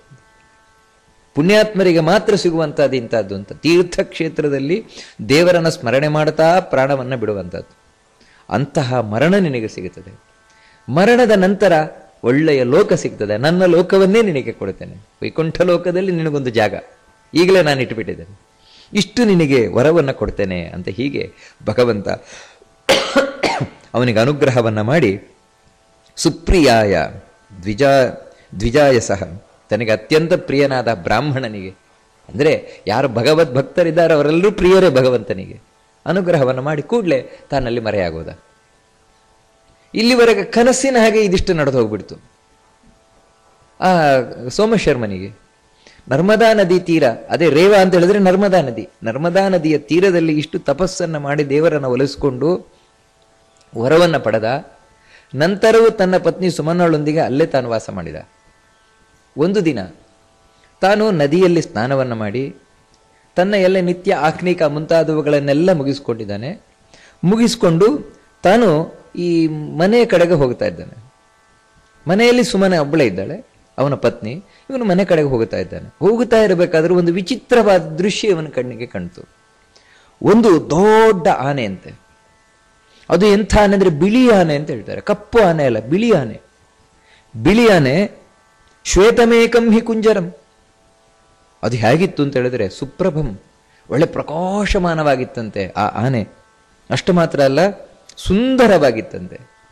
ಪ್ರಕಾಶಮಾನವಾಗಿತ್ತು, ಸುಂದರವಾಗಿತ್ತು, ಒಳ್ಳೆ ಮದಭರಿತವಾಗಿತ್ತಂತೆ. ಅಂದ್ರೆ ಒಳ್ಳೆ ಅದನ್ನು ನೋಡಿದನೇ ಆ ರೀತಿ ಸಲಗ, ಒಳ್ಳೆ ಬಿಳಿಯ ಸೊಲಗ ಅಂತೆ, ಲಕ್ಷಣ ಭರಿತವಾಗಿತ್ತಂತೆ. ಒಳ್ಳೆ ಅಲಂಕಾರ ಮಾಡಲ್ಪಟ್ಟಿತ್ತಂತೆ. ನಾನಾ ಆಭರಣಗಳಿಂದ ಆ ಆನೆಯನ್ನು ಅಲಂಕಾರ ಮಾಡಲ್ಪಟ್ಟಿತ್ತಂತೆ. ಅಷ್ಟು ಮಾತ್ರ ಅಲ್ಲ, ಸಿಂಧೂರೈಹಿ ಕುಂಕುಮೈಸ್ತಸ್ಯ ಕುಂಭಸ್ಥಲೇ ವಿರಾಜಿತೆ. ಅದರ ಹಣೆ ಏನಿದೆ, ಹಣೆಯಲ್ಲಿ ಈ ಕುಂಕುಮದಿಂದ, ಸಿಂಧೂರದಿಂದ ಒಳ್ಳೆ ನಾಮ ಹಾಡಲ್ಪಟ್ಟಿದೆಯಂತೆ. ಅಂದ್ರೆ ಚೆನ್ನಾಗಿ ಅಲಂಕಾರದ ಮಾಡಿ ಅದಕ್ಕೆ ಬೊಟ್ಟಿಡಲ್ಪಟ್ಟಿದೆ. ಅದರ ಮೇಲೆ ಮತ್ತೆ ಕಿವಿಗೆ ಆಭರಣಗಳೆಲ್ಲ ಹಾಕಲ್ಪಟ್ಟಿದೆಯಂತೆ ಅದಕ್ಕಂತೆ. ಈ ರೀತಿ ಕಿವಿಗೆ ಆಭರಣ ಹಾಕಲ್ಪಟ್ಟಂತಹ ಆ ಆನೆಯ ಮೇಲೆ ಒಬ್ಬ ದಿವ್ಯವಾದ ಪುರುಷ ಕೂತ್ಕೊಂಡಿದ್ದಾನಂತೆ. ಅವನು ಕೂಡ ಕಿರೀಟ, ಆಭರಣ ಮುಂತಾದವುಗಳಿಂದ ಶೋಭಾಯಮಾನವಾಗಿದ್ದಾನಂತೆ. ಛತ್ರ, ಚಾಮರ ಎಲ್ಲ ಅವನಿಗೆ ಹಿಡಿಯಲ್ಪಟ್ಟಿದೆಯಂತೆ ಆ ಆನೆಯ ಮೇಲೆ ಕೂತಿರುವಂತಹ ಪುರುಷನಿಗೆ. ಅವನನ್ನ ಗಂಧರ್ವರು, ಯಕ್ಷರು, ಕಿನ್ನರರು, ಅಪ್ಸರೆಯರು ಇವರೆಲ್ಲರೂ ಕೂಡ ತಾವು ಗಾನ ಮಾಡ್ತಾರಂತೆ, ಸ್ತೋತ್ರ ಮಾಡ್ತಾರಂತೆ, ನರ್ತನ ಮಾಡ್ತಾ ಇದ್ದಾರಂತೆ. ಇನ್ನಲ್ಲದೆ ಹಿಂದೆ ಅನೇಕ ಸ್ತ್ರೀಯರು ಕೂಡ ಬರ್ತಾ ಇದ್ದಾರಂತೆ. ಒಳ್ಳೆ ಎಲ್ಲರೂ ಕೂಡ ಚೆನ್ನಾಗಿ ಅಲಂಕಾರ ಮಾಡ್ಕೊಂಡಿದ್ದಾರೆ, ಆಭರಣಗಳನ್ನೆಲ್ಲ ಹಾಕೊಂಡು ಸುಂದರಿಯರಾಗಿದ್ದಾರೆ. ಅರೆ, ಇವರು ಎಲ್ಲಿಗೆ ಬರ್ತಾ ಇದ್ದಾರೆ ಅಂತ ಹೇಳಿ ಇವನು ಯೋಚನೆ ಮಾಡ್ತಾ ಇದ್ದಾನೆ. ಇವನು ಮನೆ ದಾರಿ ಕಡೆಗೆ ಹೊರಟಿದ್ದಾರೆ ಅವರು. ಇವರೆಲ್ಲಿ ಬರ್ತಾ ಇದ್ದಾರೆ ನೋಡೋಣ, ನನ್ನ ಮನೆ ಕಡೆಗೆ ಬರ್ತಾ ಇದ್ದಾರಲ್ವಾ ಅಂತ ಹೇಳಿ ಇವನು ಕೂಡಲೇ ತನ್ನ ಮನೆ ಹತ್ರ ಹೋದ. ಮನೆ ತನಕವೂ ಬಂದ್ರವರು. ಅರೆ, ನನ್ನ ಮನೆ ತನಕ ಬಂದ್ರಲ್ವಾ, ಏನ್ ಮಾಡ್ತಾರೆ ನೋಡೋಣ ಅಂತ ಹೇಳಿದ್ರೆ ಮನೆಯ ಅಂಗಳಕ್ಕೆ ಬಂದ್ರಂತೆ. ಇವನ ಮನೆಯ ಅಂಗಳಕ್ಕೆ ಬಂದು ನೋಡ್ತಾ ಇದ್ದಾಗೆ ಎಲ್ಲರೂ ಕೂಡ ಅದೃಶ್ಯರಾಗೋದ್ರಂತೆ. ಯಾರು ಇವನಿಗೆ ಕಾಣ್ಲೇ ಇಲ್ವಂತೆ. ಅರೆ, ಮನೆ ತನಕ ಬಂದು ಎಲ್ಲಿ ಹೋದ್ರಿ ಇವರು ಅಂತ ಅವನಿಗೆ ಬಹಳ ಆಶ್ಚರ್ಯ ಆಯಿತು. ಆದರೆ ಯಾವಾಗ ಅವರೆಲ್ಲರೂ ಅದೃಶ್ಯರಾಗೋದ್ರು ಕೂಡಲೇ ದಿವ್ಯಾನಿ ವಾಸಯುಕ್ತಾನಿ ಪ್ರಾಂಗಣೇ ದ್ವಿಜಸತ್ತಮಃ ನಂದನೆ ಕುಂಕುಮೈ ಪುಣ್ಯೈ ಚಂದನೆ ಕುಂಕುಮೈ ಪುಣ್ಯೈ ಸುಗಂಧೈಸ್ತು ವಿಲೇಪಿತಂ ಸ್ವಕೀಯ ಪ್ರಾಂಗಣೆ ದೃಷ್ಟ್ವಾ ದೂರ್ವಾಕ್ಷತಮನ್ವಿತಂ. ನೋಡ್ತಾನೆ, ಅವನ ಅಂಗಣದಲ್ಲಿ ಒಳ್ಳೆ ಪುಷ್ಪಗಳು ಬಿದ್ದಿದೆಯಂತೆ. ಗರಿಕೆ, ಅಕ್ಷತೆ ಕಾಳು ಇದೆಲ್ಲ ಬಿದ್ದಿದೆಯಂತೆ. ಸಾಮಾನ್ಯವಾದದ್ದಲ್ವಂತೆ ಅದು. ಆ ಹೂವು ಅಂತ ಹೇಳಿದ್ರೆ ಬಹಳ ಪರಿಮಳ ಅಂತೆ. ಅಷ್ಟು ಮಾತ್ರ ಅಲ್ಲ, ಅದಕ್ಕೆ ಗಂಧ ಲೇಪಿಸಲ್ಪಟ್ಟಿದೆಯಂತೆ. ಗಂಧ ಲೇಪಿಸಲ್ಪಟ್ಟಿರುವಂತಹ ಒಂಥರ ವಿಶೇಷವಾದ ಪುಷ್ಪ, ಇಲ್ಲಿಯದ್ದಲ್ಲ ಅದು, ಮೇಲಿನ ಲೋಕದ ಯಾವುದು. ಆ ಪುಷ್ಪವನ್ನು ಕಂಡ, ಅಕ್ಷತೆಯನ್ನು ಕಂಡ, ಏನಿದು ಅಂತ ಆಶ್ಚರ್ಯ ಆಗಿ ಮನೆಯನ್ನು ಪ್ರವೇಶ ಮಾಡ್ತಾನೆ. ಮನೆಯನ್ನು ಪ್ರವೇಶ ಮಾಡಿ ನೋಡ್ತಾನೆ, ಇನ್ನೂ ಅವನಿಗೆ ಆಶ್ಚರ್ಯ ಕಾದಿತ್ತಲ್ಲಿ. ಯಾಕಂತ ಹೇಳಿದ್ರೆ ಇವನ ಪತ್ನಿ ಸುಮಲ. ಆ ಸುಮಲಳನ್ನು ನೋಡುತ್ತಾನೆ, ಏನು ಅಲಂಕಾರ ಮಾಡಿಕೊಂಡಿದ್ದಾಳೆ, ಏನು ಜರಿತಾರಿ ಸೀರೆ ಉಟ್ಟುಕೊಂಡಿದ್ದಾಳೆ, ಏನು ಆಭರಣಗಳನ್ನು ಹಾಕೊಂಡಿದ್ದಾಳೆ. ಇವಾಗಂತೂ ಕೂಡ ದಿವ್ಯವಾದ ಲಕ್ಷಣದಿಂದ ಒಳ್ಳೆ ದೇವತಾ ಸ್ತ್ರೀ ಕಡ್ತಾ ಇದ್ದಾಳಂತೆ ಸುಮನ. ಇವನಿಗೆ ಆಶ್ಚರ್ಯ ಆಯ್ತು. ಅವರೇ, ಈ ಕಾಡಿನಲ್ಲಿ, ಈ ನದಿ ತೀರದಲ್ಲಿ ಇವಳಿಗೆ ಎಲ್ಲಿ ಇಷ್ಟೆಲ್ಲ ಸಿಕ್ತು ಅಂತ ಕೇಳ್ತಾನೆ. ಯಾರು ನಿನಗೆ ಇದನ್ನೆಲ್ಲ ಕೊಟ್ರು, ಇದೆಲ್ಲ ನಿನಗೆ ಹೇಗೆ ಸಿಕ್ತು ಹೇಳು ನನಗೆ ಅಂತ. ಅದಕ್ಕೆ ಆ ಸುಮನ ಹೇಳ್ತಾಳೆ, ಶೃಣುಕಾಂತ ಸಮಾಯಾತಃ ಕಶ್ಚಿತ್ ದೇವ ವರೋತ್ತಮಃ. ಸ್ವಾಮಿ ಕೇಳಿ, ಇಷ್ಟು ಸ್ವಲ್ಪ ಹೊತ್ತಿನಲ್ಲಿ, ಕೆಲವು ನಿಮಿಷಗಳ ಹಿಂದೆ ಒಬ್ಬ ದಿವ್ಯವಾದ ಪುರುಷ ಬಂದಿದ್ದ, ಆನೆ ಮೇಲೆ ಕೂತ್ಕೊಂಡು ಬಂದಿದ್ದ. ಅಂದ್ರೆ ಇವನೇನು ಹೊರಗೆ ದೃಶ್ಯ ಕಂಡ, ಅದನ್ನು ಇವಳು ಒಳಗೆ ಕಂಡಿದ್ದಾಳೆ. ಮನೆ ಒಳಗೆ ಪ್ರವೇಶ ಆದ್ಮೇಲೆ ಇವಳಿಗೆ ಕಂಡಿದೆ, ಮನೆ ಹೊರಗೆ ಅವನಿಗೆ ಕಂಡಿದೆ, ಸೋಮಶರ್ಮನಿಗೆ. ದಿವ್ಯವಾದ ಪುರುಷ ಆನೆ ಮೇಲೆ ಕೂತ್ಕೊಂಡಿದ್ದ. ಆ ಆನೆಯು ಒಳ್ಳೆ ಅಲಂಕಾರ ಮಾಡಲ್ಪಟ್ಟಿತ್ತು, ಇವನು ಒಳ್ಳೆ ಅಲಂಕಾರ ಮಾಡಲ್ಪಟ್ಟಿದ್ದ ಅಂತ ಇವನೇನು ಕಂಡ ಅದನ್ನೆಲ್ಲ ದೃಶ್ಯವನ್ನು ವರ್ಣನೆ ಮಾಡ್ತಾಳೆ. ಹಿಂದೆ ಅನೇಕ ಸ್ತ್ರೀಯರಿದ್ರು. ಆ ಎಲ್ಲ ಸ್ತ್ರೀಯರು, ಗಂಧರ್ವರು, ಯಕ್ಷರು ಇವರೆಲ್ಲರೂ ಕೂಡ ಅವರನ್ನು ಹಾಳು ಹೊಗಳ್ತಾ ಇದ್ರು. ಆ ಎಲ್ಲ ಸ್ತ್ರೀಯರು ಮನೆಯನ್ನು ಪ್ರವೇಶ ಮಾಡಿದ್ರು. ಅವನು ಮನೆಯನ್ನು ಪ್ರವೇಶ ಮಾಡಿದ. ಮನೆಯನ್ನು ಪ್ರವೇಶ ಮಾಡಿದ ಕೂಡಲೇ ನಾನು ನೋಡ್ತೇನೆ, 4 ಗೋಡೆಗಳೇನಿದೆ, 4 ಗೋಡೆಗಳ ಮಧ್ಯದಲ್ಲಿ ಮುತ್ತು, ರತ್ನ, ವಜ್ರ, ವೈಡೂರ್ಯದಿಂದ ತುಂಬಿ ಹೋಯಿತು ಅಂತ ಹೇಳ್ತಾಳೆ. ಅವಳು ಹೇಳ್ತಾಳೆ, ಅಲ್ಲೊಂದು ಸಿಂಹಾಸನ. ಆ ಎಲ್ಲ ಹೆಣ್ಮಕ್ಳು ಬಂದವರೇನಿದ್ದಾರೆ, ದಿವ್ಯವಾದ ಸ್ತ್ರೀಯರು, ಅವರೆಲ್ಲರೂ ಕೂಡ ನನ್ನನ್ನು ಕರೆದು ಆ ಸಿಂಹಾಸನದಲ್ಲಿ ಕುಳ್ಳಿರಿಸಿದ್ರು. ಕುಳ್ಳಿರಿಸಿ ತಾವು ಅಭಿಷೇಕ ಮಾಡಿದ್ರು ನನಗೆ ಅಂತ ಹೇಳ್ತಾರೆ. ವಸ್ತ್ರಾಲಂಕಾರ ಭೂಷಮ್ಮೆ ದದುಸ್ತೆ ಸರ್ವಯೇವಚ ವೇದಮಂಗಲ ಗೀತೆಸ್ತು ಶಸ್ತ್ರಗೀತೆಶ್ಚ ಪುಣ್ಯದೈಹಿ ಅಭಿಷಿಕ್ತ ಸ್ಮಿತೈಹಿ ಸರ್ವೈಹಿ ಅಂತರ್ಧಾನಂ ಪುನರ್ಗತಃ. ನನಗೆ ಅಭಿಷೇಕ ಮಾಡಿದ್ರಂತೆ ವೇದ ಮಂತ್ರಗಳನ್ನು ಹೇಳ್ತಾ, ಬೇರೆ ಯಾವ್ಯಾವುದು ಒಳ್ಳೊಳ್ಳೆ ಗೀತಗಳು ಅಂದರೆ ಪದ್ಯ ಮುಂತಾದವುಗಳನ್ನು ಹೇಳ್ತಾ ನನಗೆ ಅಭಿಷೇಕ ಮಾಡಿದರು, ಅಲಂಕಾರ ಮಾಡಿದರು, ಆಭರಣಗಳನ್ನು ಕೊಟ್ಟರು, ಇದೆಲ್ಲ ಮಾಡಿದರು. ಇಷ್ಟೆಲ್ಲವನ್ನ ಮಾಡಿ ವಸ್ತ್ರ ಅಲಂಕಾರ ಆಭರಣ ಮುಂತಾದವುಗಳನ್ನೆಲ್ಲ ಕೊಟ್ಟು ತಾವು ಮರೆಯಾಗೋದ್ರು. ಆದರೆ ಮರೆಯಾಗುವುದಕ್ಕಿಂತ ಮುಂಚೆ ನನ್ನ ಹತ್ರ ಒಂದು ಮಾತು ಹೇಳಿದರು. ಅವರೆಲ್ಲರೂ ಕೂಡ ಏನು ಹೇಳಿದರು ಅಂತ ಹೇಳಿದ್ರೆ, ತವಗೇಹೇ ವಯಂ ಸರ್ವೇ ವಸಿಷ್ಯಾಮಃ ಸದೈವಹಿ. ನೋಡು ಸುಮನ, ಇನ್ನು ಮುಂದೆ ನಾವೆಲ್ಲರೂ ಕೂಡ ನಿನ್ನ ಮನೆಯಲ್ಲೇ ವಾಸ ಮಾಡ್ತಾ ಇರ್ತೇವೆ, ನಿನ್ನ ಮುಂದೆ ನಿಮ್ಮ ಮನೆಯಲ್ಲೇ ಇರ್ತೇವೆ. ಶುಚಿರ್ಭವ ಸುಕಲ್ಯಾಣಿ ಭರ್ತ ಸಾರ್ಧಂ ಸದೈವಹಿ. ಅದಕ್ಕೆ ಇನ್ನು ಮುಂದೆ ನೀನು ಯಾವತ್ತೂ ಶುಚಿಯಾಗಿರಬೇಕು, ಶುಚಿಯಾಗಿರಬೇಕು. ನಿನ್ನ ಗಂಡನೊಟ್ಟಿಗೆ ನೀನು ಶುಚಿಯಾಗಿರ್ಬೇಕು. ಅಂದರೆ ನೀವು ಪತಿ ಪತ್ನಿಯರು ಯಾವತ್ತೂ ಶುಚಿಯಾಗಿರಬೇಕು ಅಂತ ಹೇಳಿ ತಾವು ಕೂಡಲೇ ಮರೆಯಾಗೋದ್ರಂತೆ. ಇದಿಷ್ಟು ದೃಶ್ಯವನ್ನು ನಾನು ಕಂಡೆ ಅಂತ ಹೇಳ್ತಾರೆ. ಇದು ಬಹಳ ಮುಖ್ಯವಾಗಿ ನಾವು ತಿಳ್ಕೊಳ್ಬೇಕಾದದ್ದು. ಅಂದರೆ ಈ ಕಥೆ ಅನೇಕ ರಹಸ್ಯವಾದ ವಿಷಯಗಳನ್ನು ನಮಗೆ ತಿಳಿಸ್ಕೊಂಡು ಹೋಗ್ತದೆ. ವಸ್ತುತಃ ಇದು ಯಾರು ಅಂತ ಪದ್ಮಪುರಾಣ ನಮಗೆ ಬಾಯಿ ಬಿಟ್ಟು ಹೇಳಲ್ಲ. ಆದರೆ ಇಲ್ಲಿ ಹೇಳಿದ ಲಕ್ಷಣಗಳನ್ನೆಲ್ಲ ನಾವು ತಿಳ್ಕೊಂಡಾಗ ಏನು ಅಂತ ಹೇಳಿದ್ರೆ, ಭಗವಂತನ ಪರಮಾನುಗ್ರಹವನ್ನು ಪಡೆದಂತಹ ಸೋಮಶರ್ಮ ಏನಿದ್ದಾನೆ, ಅವನ ಮನೆಗೆ ಸಾಕ್ಷಾತ್ ಇಂದ್ರನೇ ಆಗಮಿಸಿ ಬಂದದ್ದು. ಬಿಳಿಯ ಆನೆ ಮೇಲೆ ಕೂತು ಬರುವವ ಅಂದ್ರೆ ಅವನೇ, ಐರಾವತ, ಅದರ ಮೇಲೂ ಕೂತು ಬಂದವ ಇಂದ್ರ. ಅಲ್ಲ, ಇಂದ್ರನೇ ಯಾಕಂದ್ರೆ ಅವನ ಐಶ್ವರ್ಯ ಅಧಿಪತಿ, ಐಶ್ವರ್ಯಕ್ಕೆ ಅಧಿಪತಿಯೇ ಇಂದ್ರ. ಅಂದ್ರೆ ಈಗ ಐಶ್ವರ್ಯ ಇವನ ಮನೆಯಲ್ಲಿ ನೆಲೆ ನಿಂತಿತು, ಇಂದ್ರನ ಮನೆಯಲ್ಲಿ, ಈ ಸೋಮಶರ್ಮನ ಮನೆಯಲ್ಲಿ ನೆಲೆ ನಿಂತಿತು. ಆ ಐಶ್ವರ್ಯಕ್ಕೆ ಸಂಬಂಧಪಟ್ಟಾಗ ದೈವಿ ಸಂಪತ್ತಿನ ಅಭಿಮಾನಿ ದೇವತೆಗಳೇನಿದ್ದಾರೆ. ಅಂದ್ರೆ ಐಶ್ವರ್ಯ ಅಂದ್ರೆ ನಮ್ಮ ಪಾಲಿಗೆ ಇವತ್ತು ಬರೀ ದುಡ್ಡನ್ನ ಮಾತ್ರ ಐಶ್ವರ್ಯ ಅಂತ ಹೇಳಲ್ಲ. ಮತ್ತೆ ಸದ್ಗುಣಗಳು, ದೈವೀ ಸಂಪತ್ತು ಅಂತ ಇದನ್ನ ಕೃಷ್ಣ ಭಗವದ್ಗೀತೆಯಲ್ಲಿ ಹೇಳ್ತಾನೆ. ಅಭಯಂ ಸತ್ವ ಸಂಶುದ್ಧಿ ಜ್ಞಾನಯೋಗ ವ್ಯವಸ್ಥಿತಿ ದಾನಂ ತಪಶ್ಚ ಯಜ್ಞಶ್ಚ ಸ್ವಾಧ್ಯಾಯ ಕೃಪ, ಇದನ್ನೆಲ್ಲ ಹೇಳ್ಕೊಂಡು ಹೋಗ್ತಾನೆ, ಪಟ್ಟಿ ಮಾಡ್ಕೊಂಡು ಹೋಗ್ತಾನೆ. ಈ ಎಲ್ಲ ಸದ್ಗುಣಗಳೇನಿದೆ, ಸದ್ಗುಣಗಳು, ದೈವೀ ಗುಣಗಳು, ಈ ದೈವೀ ಸಂಪತ್ತಿನಿಂದ ಕೂಡಿದಾಗ ಮಾತ್ರವೇ ಹೊರಗಿನ ಸಂಪತ್ತು ನಮಗೆ ಸುಖವನ್ನು ತಂದುಕೊಡುತ್ತದೆ. ಅದಕ್ಕೋಸ್ಕರ ಆ ಎಲ್ಲ ದೈವಿಯರು, ಅದಕ್ಕೆ ದೈವೀ ಸಂಪತ್ತು ಅಂತ ಹೆಸರು. ಅದಕ್ಕೆ ಆ ದೈವಿ ದೇವತೆಗಳೊಂದಿಗೆ ಇಂದ್ರನು ಬಂದು ನೆಲೆಸಿದ. ಅಂದ್ರೆ ಸ್ಥಿರವಾದ ಸಂಪತ್ತು, ಸ್ಥಿರಲಕ್ಷ್ಮೀ ಪ್ರಾಪ್ತಿ ಅಂತ ಇದನ್ನೇ ಕರೆಯುವಂಥದ್ದು. ಆದರೆ ಇವರು ಆ ಎಲ್ಲ ಸ್ತ್ರೀಯರು ಒಂದು ಮಾತು ಹೇಳಿದರು, ಅದು ನೆನಪಿಟ್ಟುಕೊಳ್ಬೇಕು. ನೀನು ನಿನ್ನ ಪತಿ ಇಬ್ರು ಕೂಡ ಶುಚಿಯಾಗಿರಬೇಕು. ಅಂದ್ರೆ ನಾವು ಯಾಕೆ ಶುದ್ಧವಾಗಿರಬೇಕು, ಮನೆಯನ್ನ ಯಾಕೆ ಶುದ್ಧವಾಗಿ ಇಟ್ಕೊಳ್ಬೇಕು ಅಂತ ಹೇಳಿದ್ರೆ, ನಮ್ಮಲ್ಲಿ ಸ್ಥಿರವಾಗಿ ಸಂಪತ್ತು ನೆಲೆಸಬೇಕು ಅಂತಿದ್ರೆ, ಅಂದರೆ ಸಂಪತ್ತು ಅನ್ನುವುದು ಸುಖಕ್ಕೆ ಕಾರಣ ಆಗಬೇಕು ಹೊರತು ಸಂಪತ್ತೇ ತಲೆನೋವಾಗಬಾರದು. ಅಂಥ ಸಂಪತ್ತು ಬರಬೇಕು, ಮನೆ ಸಮೃದ್ಧವಾಗಿರಬೇಕು, ಸ್ವರ್ಗವಾಗಿರಬೇಕು ಮನೆ ಅಂತ ಹೇಳಿದರೆ, ದೇವತೆಗಳು ನೆಲೆಸಿರಬೇಕು ಅಂದರೆ ಶುಚಿ ಅನ್ನುವುದು ಬಹಳ ಮುಖ್ಯವಾಗಿಬೇಕು. ಇದನ್ನು ನಾವಿಲ್ಲಿ ತಿಳ್ಕೊಳ್ಬೇಕಾದದ್ದು. ಬರೀ ಮನೆ ಮಾತ್ರ ಅಲ್ಲ, ನಮ್ಮ ದೇಹವೂ ಶುದ್ಧವಾಗಿರಬೇಕು. ನೋಡಿ, ಈ ಕಾರಣದಿಂದಲೇ ಈ 3 ದಿನ ಮೈಲಿಗೆ ಆದಾಗ ಹೆಣ್ಣುಮಕ್ಕಳು ಆ ರಜಸ್ವಲ ಏನಿದೆ, ಆ ರಜಸ್ವಲ ಧರ್ಮವನ್ನು ಪಾಲಿಸುವುದು ಅತ್ಯಂತ ಅವಶ್ಯಕ. ಯಾಕಂತ ಹೇಳಿದ್ರೆ, ಅವರು ಇಡೀ ಮನೆಯಲ್ಲಿ ಸುತ್ತಾಡಿಬಿಟ್ರು ಅಂತ ಹೇಳಿದ್ರೆ, ಆ ಮೈಲಿಗೆಯ ಒಂದು ಸಂದರ್ಭದಲ್ಲಿ ಅವಾಗ ಮನೆಯಲ್ಲಿ ವಾಸ್ತು ದೇವತೆಗಳು ಅಂತ ಇರ್ತಾರೆ. ವಾಸ್ತು ಪುರುಷ ಅಂತ ಒಬ್ಬ ಇದ್ದಾನೆ, ನೆಲದಡಿಯಲ್ಲಿ ಇರ್ತಾನೆ. ಅವನು ಮೇಲೆ ಬರಬಾರದು ಅಂತ ಹೇಳಿ ದೇವತೆಗಳೆಲ್ಲ ಅವನ ಮೇಲೆ ಕೂತಿರ್ತಾನೆ. ಇದನ್ನೇ ವಾಸ್ತು ಪೂಜೆ, ವಾಸ್ತು ಪ್ರತಿಷ್ಠೆ ಮಾಡುವುದು ಅಂತ ಹೇಳುದು, ದೇವತೆಗಳನ್ನ ಪ್ರತಿಷ್ಠೆ ಮಾಡುವುದು. ದೇವತೆಗಳು ಎಲ್ಲಿವರೆಗೆ ಮನೆಯಲ್ಲಿ ಇರ್ತಾರೆ ಅಂತ ಹೇಳಿದ್ರೆ, ಎಲ್ಲಿವರೆಗೆ ಅಲ್ಲಿ ಶುದ್ಧವಾಗಿರ್ತದೆ ಮನೆ, ಅಲ್ಲಿವರೆಗೆ ಅವರು ಇರ್ತದೆ. ಒಂದೊಮ್ಮೆ ಆ ನೆಲ ಮಣ್ಣು ಅಶುದ್ಧ ಆಯಿತು ಅಂತ ಹೇಳಿದ್ರೆ ದೇವತೆಗಳು ಎದ್ದುಕೊಂಡು ಹೋಗ್ತಾರೆ. ಆಮೇಲೆ ವಾಸ್ತು ಪುರುಷ ಮೇಲಕ್ಕೆ ಏಳ್ತಾನೆ. ವಾಸ್ತು ಪುರುಷ ಮೇಲಕ್ಕೆ ಎದ್ದ ಅಂದ್ರೆ ಮನೆಯಲ್ಲಿ ಯಾವತ್ತೂ ಪ್ರಾಬ್ಲಮ್ ಇದ್ದದ್ದು, ಒಂದಲ್ಲ ಒಂದು ಪ್ರಾಬ್ಲಮ್ ರೈಸ್ ಆಗ್ತಾನೆ ಇರ್ತದೆ. ನೀವೆಷ್ಟು ಬೇಕಾದರೂ ವಾಸ್ತು ನೋಡಿ ಮನೆ ಕಟ್ಟಿರಿ, ವಾಸ್ತುವಿನ ಹಾಗೆ ಮನೆ ಕಟ್ಟಿರಿ, ವಾಸ್ತು ಪುರುಷ ಎದ್ದ ಅಂದ್ರೆ ಮತ್ತೆ ಏನು ಮನೆಗೆ ನೆಮ್ಮದಿಯೇ ಇಲ್ಲ, ಎಷ್ಟೇ ದುಡ್ಡಿರಲಿ ನೆಮ್ಮದಿ ಇಲ್ಲ. ಅದಕ್ಕೆ ಕಾರಣ ಏನಂದರೆ ಆ ಮನೆಯಲ್ಲಿ ಶೌಚ ಹೊರಟೋಗಿದೆ. ಅದಕ್ಕಾಗಿಯೇ ನಮ್ಮ ಪ್ರಾಚೀನರು ತಪ್ಪದೆ ಆ ರಜಸ್ವಲ ಧರ್ಮವನ್ನು ಅವರು ಒಳಗೆ ಬರಬಾರದು. ಇದೇ ಕಾರಣದಿಂದ ಇನ್ಯಾವುದವರನ್ನು ಶೋಷಣೆ ಮಾಡಬೇಕು ಅಂತಲ್ಲ, ದೇವತೆಗಳ ಸನ್ನಿಧಾನ ಹೊರಟೋಗ್ತದೆ. ಅದೇ ರೀತಿ ಉಳಿದ ಹಾಗೆ ಆದಷ್ಟು ಶುಚಿಯಾಗಿರಬೇಕು. ಅದು ಹೆಣ್ಣು ಮಕ್ಕಳಂತೂ ಬಹಳ ಶುಚಿ. ಯಾಕಂದ್ರೆ ಮನೆಯಲ್ಲಿ ಸಂಪತ್ತು ನೆಲೆಸಬೇಕು ಅಂತ ಹೇಳಿದ್ರೆ, ಲಕ್ಷ್ಮಿಯ ಸನ್ನಿಧಾನ ಮನೆಯಲ್ಲಿ ಇರಬೇಕು, ಸುಖ ಸಮೃದ್ಧಿ ಇರಬೇಕು ಅಂದ್ರೆ ಮನೆಯ ಗೃಹಿಣಿ ಏನಿದ್ದಾಳೆ ಅವಳು ಬಹಳ ಮುಖ್ಯವಾಗಿ ಚೆನ್ನಾಗಿರ್ಬೇಕು.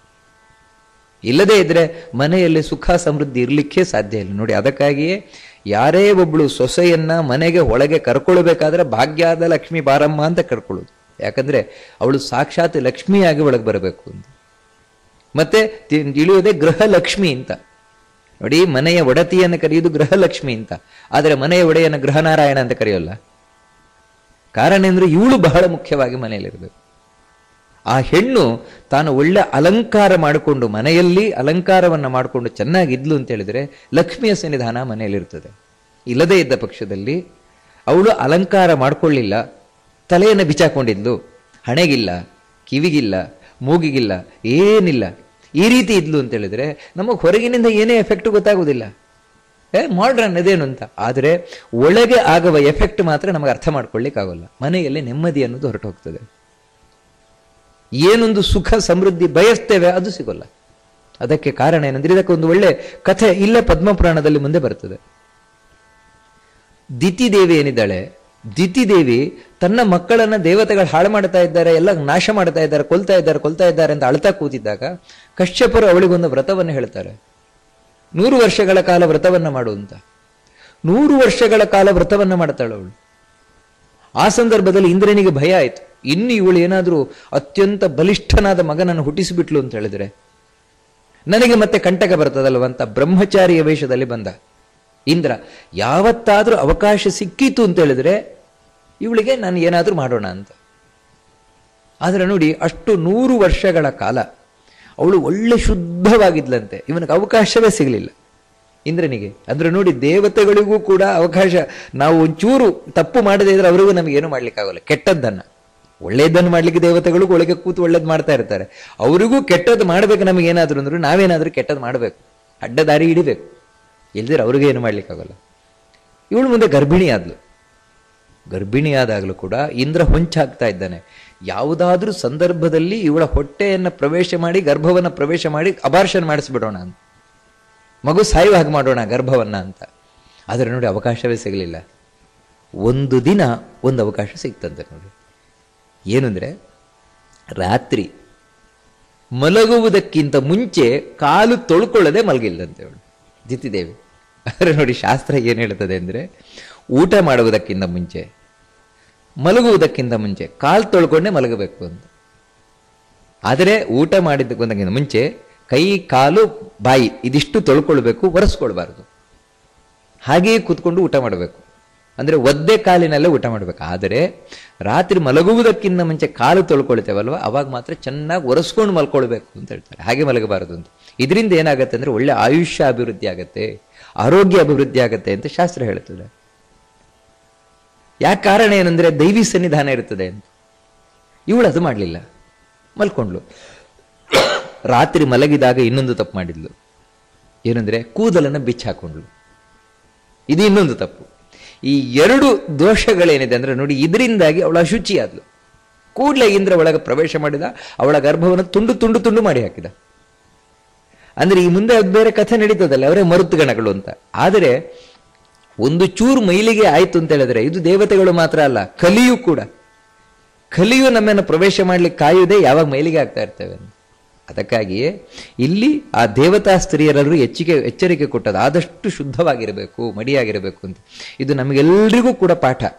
ನಮ್ಮ ಮನೆಯಲ್ಲಿ ನೆಮ್ಮದಿ ಇರಬೇಕು, ನಮ್ಮ ಮನೆಯಲ್ಲಿ ಸುಖ, ಶಾಂತಿ, ಸಮೃದ್ಧಿ ಏನು ಬಯಸ್ತಾ ಇದ್ದೇವೆ ಅದು ಇರಬೇಕು ಅಂದರೆ ಆದಷ್ಟು ನಮ್ಮ ಮನೆಯನ್ನ ನಾವು ಶುದ್ಧವಾಗಿಟ್ಟುಕೊಳ್ಬೇಕು, ಆದಷ್ಟು ನಮ್ಮ ದೇಹವನ್ನ ಶುದ್ಧವಾಗಿಟ್ಟುಕೊಳ್ಬೇಕು, ಮಡಿಯಾಗಿಟ್ಟುಕೊಳ್ಬೇಕು. ಹಾಗಿಟ್ಟುಕೊಂಡ್ರೆ ಮಾತ್ರ ನಮ್ಮ ಮನೆ, ಮನಸ್ಸು ಎರಡೂ ಶುದ್ಧವಾಗಿದ್ದಾಗ ನಮಗೆ ನೆಮ್ಮದಿ. ಯಾಕಂದ್ರೆ ದೇವತಾ ಸನ್ನಿಧಾನ, ದೈವಿ ಸನ್ನಿಧಾನ ಮನೆಯಲ್ಲಿರ್ತದೆ. ಅದನ್ನು ನಾವಿಲ್ಲಿ ಬಹಳ ಸ್ಪಷ್ಟವಾಗಿ ತಿಳ್ಕೊಳ್ಬೇಕಾದದ್ದು. ಇಷ್ಟು ಕಥೆಯನ್ನು ಅವಳು ಹೇಳ್ತಾಳೆ. ಈ ರೀತಿ ಅವರು ಬಂದರು, ನಮಗೆಲ್ಲ ಕೊಟ್ಟೋದ್ರು ಅಂತ. ಇವನಿಗೆ ಆಶ್ಚರ್ಯ ಆಯ್ತು. ಹೌದಾ ಸೋಮಶರ್ಮ, ನಾನು ಹೊರಗೆ ನೋಡಿದ್ದನ್ನೇ ನೀನು ಒಳಗೆ ನೋಡಿದ್ಯಲ್ವಾ ಅಂತ. ಆಮೇಲಿಂದ ಅವರಿಬ್ಬರು ದಂಪತಿಗಳು ಬಹಳ ಸುಖವಾಗಿದ್ರಂತೆ. ಅದಕ್ಕೆ ಸರಿಯಾಗಿ ದೈವಾನುಗ್ರಹದಿಂದ ಅವಳು ಗರ್ಭಿಣಿಯಾದ್ಲು. ಋತುಸ್ನಾತಳಾದ ಒಂದು ಒಳ್ಳೆಯ ದಿನದಲ್ಲಿ ಆ ಸುಮನ ಗರ್ಭಿಣಿಯಾದ್ಲು. ಒಳ್ಳೆಯ ದಿನದಲ್ಲಿ ಒಂದು ಗಂಡು ಮಗುವನ್ನು ಹಡೆದ್ಲು. ಯಾವ ರೀತಿ ಇವನು ಕೇಳಿದ್ದ ಲಕ್ಷಣ ಭರಿತವಾದ ಮಗು, ಆ ರೀತಿ ಲಕ್ಷಣ ಭರಿತವಾದ ಮಗುವನ್ನು ಹಡೆದ್ಲು. ಎಂಥ ಮಗು ಅದು ಅಂದರೆ, ಆ ಮಗುವಿಗೆ ಆಶೀರ್ವಾದ ಮಾಡಲಿಕ್ಕೆ ಬ್ರಹ್ಮಾದಿ ದೇವತೆಗಳು ಇಳ್ಕೊಂಡ್ಬಂದಿದ್ರಂತೆ. ಬ್ರಹ್ಮಾದಿ ದೇವತೆಗಳು ಬಂದು ಆ ಮಗುವಿಗೆ ಆಶೀರ್ವಾದ ಮಾಡಿ ನಾಮಕರಣ ಮಾಡಿ ಹೋದ್ರಂತೆ. ಸುವ್ರತ ಅಂತ, ಸುವ್ರತ ಅಂತ ನಾಮಕರಣ ಮಾಡಿ ಹೋದ್ರಂತೆ. ಅಂದ್ರೆ ಅಂತಹ ಮಗು, ಅದು ದೇವತೆಗಳ ಅನುಗ್ರಹಕ್ಕೆ ಪಾತ್ರವಾದಂತಹ ಮಗು. ಮುಂದೆ ಈ ಸೋಮಶರ್ಮ ಹಾಗೂ ಸುಮನ ಇವರಿಬ್ರು ಕೂಡ ತಾವು ಆ ಭಗವಂತನ ಆರಾಧನೆಯನ್ನು ಮಾಡ್ತಾ ಸುಖವಾಗಿದ್ದರಂತೆ. ದಿನ ಹೇಗೆ ಕಳೆದ್ರು ಇವರಿಬ್ರು? ದಿನ ಹೇಗೆ ಕಳೆದ್ರು ಅಂತ ಹೇಳಿದ್ರೆ, ಸುಖ ಸಮೃದ್ಧಿ ಸಿಕ್ತಿ, ಇನ್ನೇನು ದೇವರ ಅನುಗ್ರಹ ಆಗಿಬಿಡುತ್ತಲ್ಲ, ಇನ್ನೇನು ಬೇಕು, ದೇವರು ಯಾಕೆ ಬೇಕಾಗಿದೆ ಅಂತ ಕೂರ್ಲಿಲ್ವಂತೆ. ಮತ್ತೆ ಧ್ಯಾನ ಪುಣ್ಯಾಧಿಕಂ ಕರ್ಮ ಚಕಾರ ದ್ವಿಜಸತ್ತಮಃ.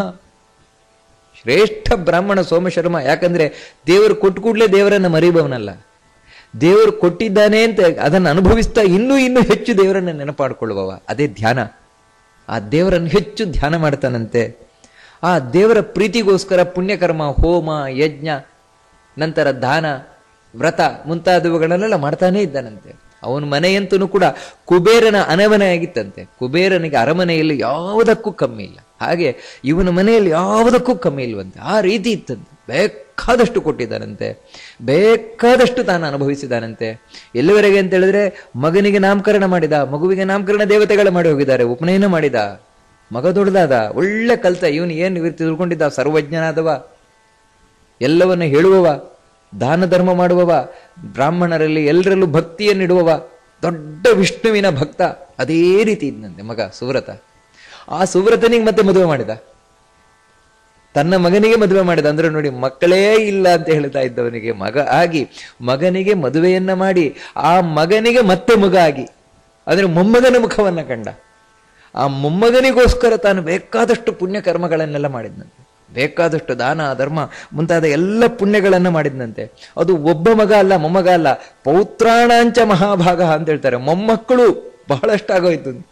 ಅಂದ್ರೆ ಅಜ್ಜನಾಗಿ ಮೊಮ್ಮಕ್ಕಳೊಟ್ಟಿಗೆ ತಾನು ನಲಿದಾಡಿದ, ಆಟಾಡಿದ, ಮಗನನ್ನು ನೋಡಿದ, ಮಗನ ಸುಖವನ್ನು ನೋಡಿದ. ಈ ರೀತಿ ಎಷ್ಟು ಅನೇಕ ವರ್ಷಗಳ ಕಾಲ ತಾನು ಸುಖ ಸಮೃದ್ಧಿಯಿಂದ ಈ ಭೂಮಿಯೆಲ್ಲ ಸ್ವರ್ಗವನ್ನು ಕಂಡುಬಿಟ್ನಂತೆ. ಆ ಸೋಮಶರ್ಮ ಸುಮನ ದಂಪತಿಗಳು. ಎಷ್ಟು ವರ್ಷ ಆಗಿರ್ಬೋದು ಅವನಿಗೆ? 106 ವರ್ಷ ಆಗೋಯ್ತು ಅಂತ ಹೇಳಿದ್ರೆ ಕಡು ಮುದುಕಾಗಿರ್ಬೇಕಲ್ವ? ಹಾ, ಅದೇ ಬಹಳ ಮುಖ್ಯವಾಗಿ ನಾವು ತಿಳ್ಕೊಳ್ಬೇಕಾದದ್ದು. ದೈವಾನುಗ್ರಹ ಅಂದ್ರೆ ಯಾವ ರೀತಿ ಇರ್ತದೆ ಅಂತ.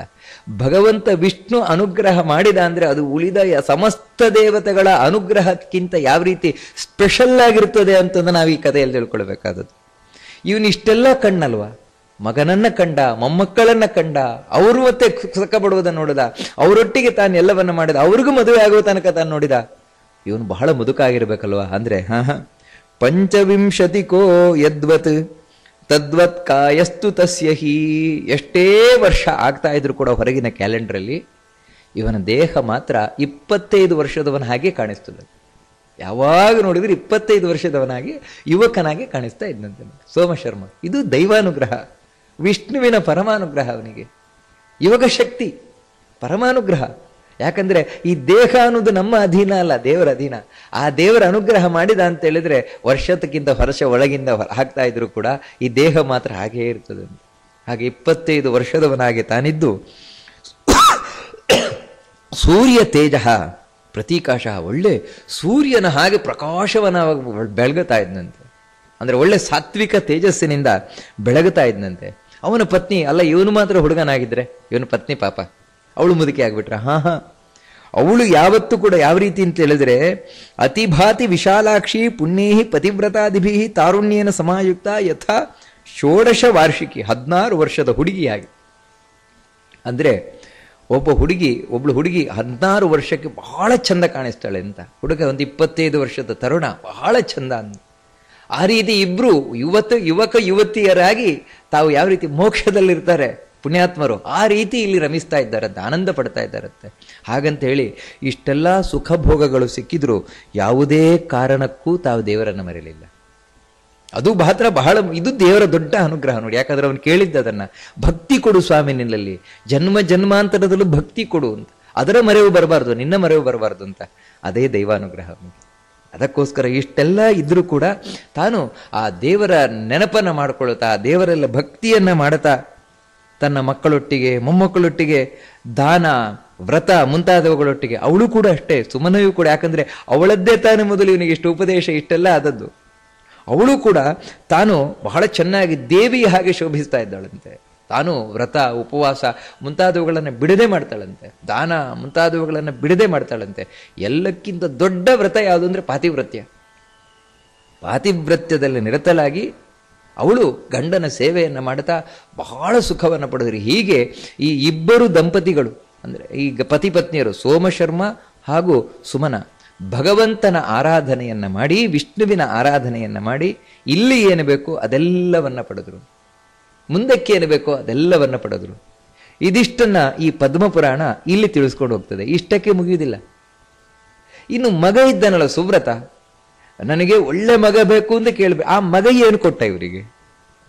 ಯಾಕಂದ್ರೆ ದೇವರನ್ನ ತಪಸ್ಸು ಮಾಡಿ ಪಡೆದಂತ ಮಗ ಅಂತ ಹೇಳಿದ್ರೆ ಅವನಲ್ಲಿ ಏನೊಂದು ಸ್ಪೆಷಾಲಿಟಿ ಇರಲೇಬೇಕಲ್ವ. ಅವನಲ್ಲಿ ಏನು ಸ್ಪೆಷಾಲಿಟಿ ಇದೆ? ಇದನ್ನ ಪದ್ಮಪುರಾಣ ಬಹಳ ಸುಂದರವಾಗಿ ಮುಂದೆ ತಿಳಿಸ್ಕೊಂಡು ಹೋಗ್ತದೆ. ಅದೇನು ಅಂತ ಮತ್ತೆ ನೋಡೋಣ.